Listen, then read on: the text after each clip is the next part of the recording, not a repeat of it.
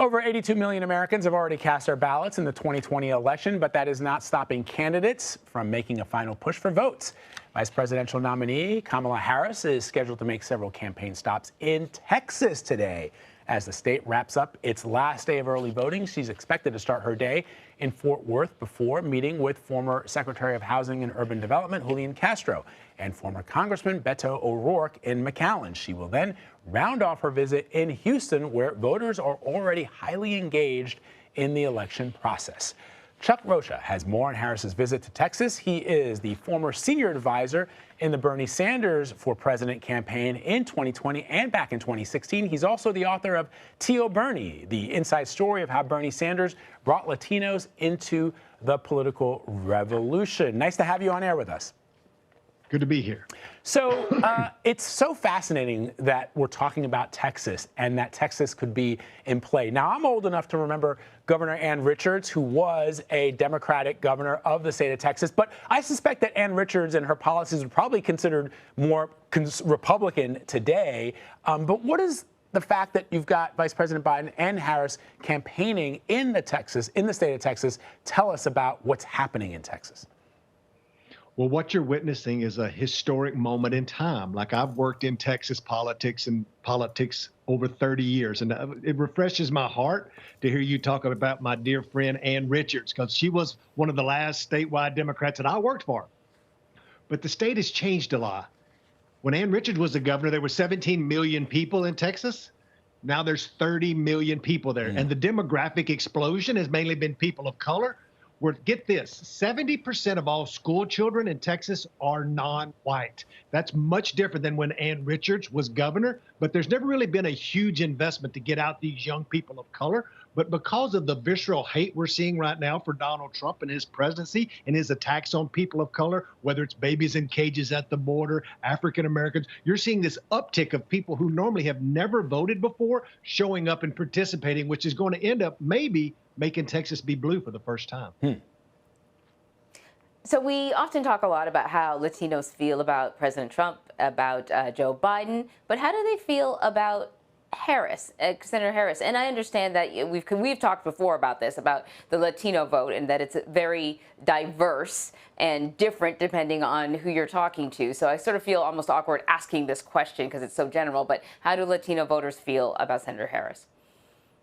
Look, they feel really good if they know who she is. She's a senator from California, was an AG in California, and Latino voters don't know her. I wrote an op-ed piece in the New York Times right after she got the vice presidency saying, here's your secret weapon, Vice President Joe Biden.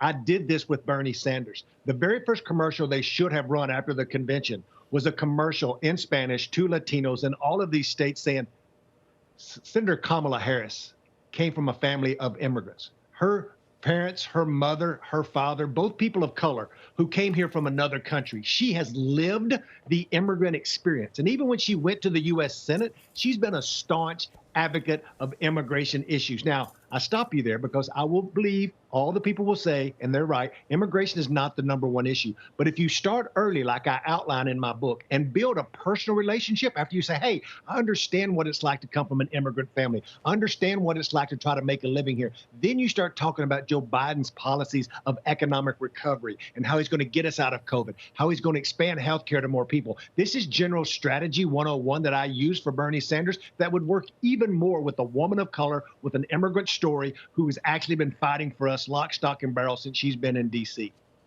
So, Chuck, I've seen a lot of paranoid Democrats over the last couple of weeks not wanting to believe the polls, whether they are national polls or whether they are state polls. And certainly when it comes to a state like Texas or Georgia, for example, to give you another sense of how people are feeling about this election, people don't want to believe some of the numbers. And one of the things that some paranoid Democrats point to are the facts that the Trump campaign says that they are getting even more numbers of black voters, people of color, and Latinos across this country that are supporting President Trump in greater numbers than they did back in 2016. Now, in Texas, we've seen this rapidly growing Puerto Rican population that largely happened after Hurricane Maria. Many of them have never voted in a presidential election. Can we expect to see Puerto Ricans driving the Latino vote, and in which direction? You will see them drive the vote towards Democrats. Puerto Ricans who have mainly moved to 3 states, which is Pennsylvania, Florida, and Texas. They all have a few things in common. A, they don't understand the U.S. system as much, even though it's comparable to the island. But on the island, Democrats and Republicans mean way different things. So they have to get registered and understand who they align with. But within polling in the Latino community in Spanish that I've been doing over the summer, Puerto Ricans are supporting Joe Biden at about 61%. That's a good number. We need to mass that up, push that up. And what you see is they had to leave their island by no fault of their own. They left because of an economic turn down, or they did because of the hurricane. And what they blame, where they blame all of this, is they blame Donald Trump. Puerto Ricans are not a friendly vote for Donald Trump. I will recall when he was throwing paper towels at them, when he's demagogued them. I recall that he was wanting to sell the island to somebody else. All of these things are just factually true, and it really gets in the craw of these Puerto Ricans. So they are not big fans of Donald Trump and could play a huge part, not only in Texas, but in Pennsylvania. So you mentioned first-time voters. Also first-generation voters. They are flocking to the ballot boxes to make sure that their voices are heard. How have activists across Texas been able to galvanize that voting population? Because sometimes they can be inconsistent. And I'm not just talking about the Latino population. I'm talking about, this population of first-time voters, sometimes people who have been eligible to vote for years but haven't done it, and new Americans who may have not voted.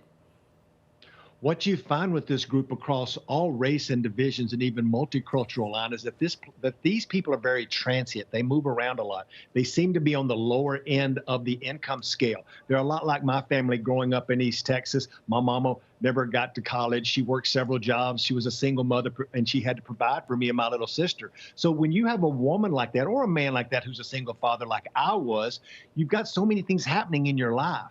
And on top of that, guess what? COVID hit you. You probably lost your job. You for sure lost your health care. And now you want Chuck Rocha, a bunch of activists that are banging on your door to make sure that you have time to vote.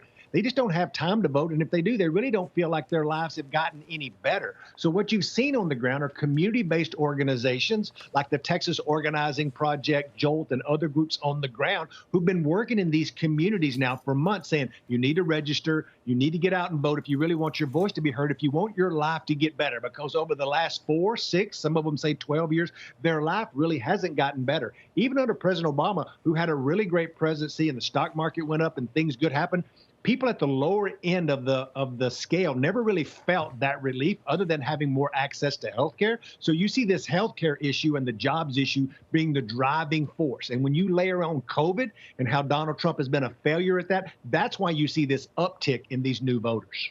Chuck, progressive Latino voters have carried Democrats in states like Arizona, Nevada, and California, but they've often voted for Bernie Sanders. What does Vice President Biden do to win over some of those voters? I saw an interview, I think it was yesterday, with Senator Sanders on CNN, and he was saying essentially that he's been able to galvanize his supporters to vote for Joe Biden, and that the voices of some of those progressive voters has been raised to the point where if Joe Biden should win the presidency, progressives like Bernie Sanders deserve a seat at that table. What do you say? I couldn't agree more. I created a super PAC called Nuestro PAC right after the Bernie Sanders campaign was over because I wanted to continue the work of making sure we get every Latino out to vote in the general, even though my guy, the progressive, never made it to the end. Bernie Sanders said we got one job to do now, and that's to beat Donald Trump. So that's what we've been doing. And we've been going out and messaging to Latinos and other folks in other states about the progressive values that we have and how it's going to be easier to get Joe Biden to vote for some of them. We'll never get him on everything, but we can get him moved to the left on some of these, more so than we would ever have any chance of moving Donald Trump anywhere near the issue or policy set that our community is demanding. So that's really been the silver bullet, is us running these campaigns in Spanish, talking to people who would have been for Bernie Sanders, saying, look, we've got to beat Donald Trump, and then let's all have a debate on what the policies should look like. Donald Trump has been bad for the Latino community and for most lower scaled Americans. But what you see is Biden yesterday coming out saying he's going to have a plan on day one to reunite these 545 children at our border who've lost their parents. Things like that make a big difference, not only in the Latino community, but with white persuadable women in the suburbs. Chuck, real quick before we let you go, so why do you think that it's interesting that you say you think that you'd have a better chance, progressives would, of working with a Biden administration than you would with a Trump administration? So then why, I was always curious why President Trump oftentimes during the primaries equated supporters of Senator Sanders with his own supporters. I mean, that was something that he touted regularly when he would talk to his crowds. Look, if Bernie doesn't get the nomination, come on over to MAGA country. What was the rationale there? Do you see similarities with some of the supporters of President Trump with folks who supported Bernie Sanders up until the primaries in 2016? It's a great question. And the reason he does that is because in 16, it worked for him because there was a visceral hate for Hillary Clinton. And a lot of working class white people and Latinos did not like Hillary Clinton. And because of that, and I don't have nothing disparaging to say about her, it's just how the polling showed. Well, I'd run a race against Hillary Clinton. I'd run a race against Joe Biden. It's a way different proposal. Working class white people like Joe Biden a whole lot better than they like Hillary Clinton. And what Donald Trump is doing is referring back to something and a formula that worked for him when people were like, I don't really like Donald Trump. I don't really like Hillary. I don't think I'm going to vote. And he would like, come on, Bernie supporters, I'll take you over here with Trump land while we were fighting with Hillary about a rigged convention and all these other things. So it's smart to think he could do that, but it's not smart because Joe Biden people like him way more better than Hillary Clinton. Way more better is a Texas verb. I gotta give Just a shout like the out hat, to we my, would expect nothing less. Yeah, I got to give a shout out to my friend Doug and Karen who live in Texas. Karen is from Texas. When I went to her wedding, this was many, many years ago, but her dad had a pool, a huge pool, and I'd never seen this before. It was shaped like Texas, and in the bottom of the pool had a flag like painted onto the bottom of the pool, the state flag of Texas. Blew my mind. Welcome to Texas. It's what I thought. Indeed. Chuck, Rocha, thank you so much. Appreciate y'all.